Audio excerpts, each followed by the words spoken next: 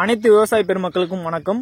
நம்ம இன்னைக்கு இந்த காணொளி பதிவில் என்ன பார்க்க போறோம்னா, எல்லா ஸ்கூல் காலேஜ் அந்த மாதிரி சில்ட்ரன்ஸ் இருக்கிற ஏரியாலெலாம் மோஸ்ட்லி நெல்லிக்காய் மரம் அப்படின்னு ஒரு மரம் இருக்கும். அதாவது நல்லா அந்த காய் வந்து ரொம்ப நல்லா புளிக்கும்.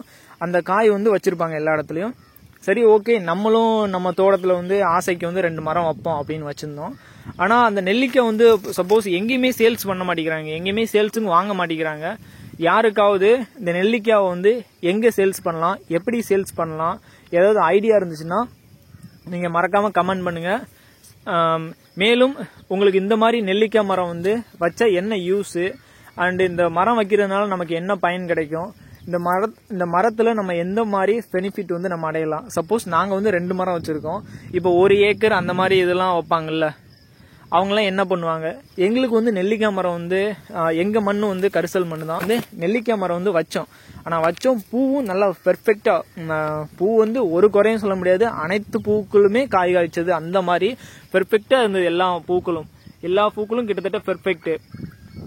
அனைத்து பூக்களுமே அண்டு மோஸ்ட்லி எல்லா பூவுமே உதிராம காய் சூப்பராக கட்டியிருக்கு. ஆனால் என்ன, மோஸ்ட்லி இந்த எங்கே போய் கேட்டாலும் வாங்க மாட்டேங்கிறாங்க. ஏன்னா இது வந்து வேற என்ன பர்பஸுக்கு யூஸ் ஆகும்னு எனக்கு தெரியல.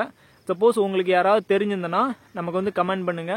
நம்ம தோட்டத்தில் கிட்டத்தட்ட நெல்லிக்காய் அந்த ஒரு மரத்தில் பறிச்சாலே கிட்டத்தட்ட ஒரு 5-6 கிலோ இருக்கும்.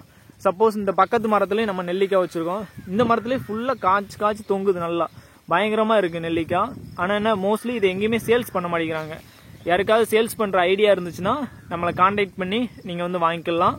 நெல்லிக்காயோட பயன்கள், அதுக்கடுத்து இந்த நெல்லிக்காவை சாப்பிட்றதுனால நமக்கு வந்து என்ன மாதிரி நன்மைகள் கிடைக்கும், அந்த பயன்கள் ஏதாவது உங்களுக்கு தெரிஞ்சாலும் நம்மளோட வீடியோவில் வந்து கமெண்ட் பண்ணுங்கள். அனைத்து விவசாய பெருமக்களும் அனைத்து பொதுமக்களும் தெரிந்து பயன்பெறட்டும். மேலும் நம்ம வந்து அக்ரிகல்ச்சர் தொடர்பான வீடியோக்கள் வந்து பதிவு பண்ணிட்டு வரோம். அனைத்து வீடியோக்களுமே உங்களுக்கு பயனளிக்கும் வகையில் இருக்கும் தான் நம்புகிறேன். மறக்காமல் நம்ம சேனலை வந்து சப்ஸ்கிரைப் பண்ணி வச்சுக்கோங்க. அனைத்து விவசாய பெருமக்களுக்கும் நன்றி.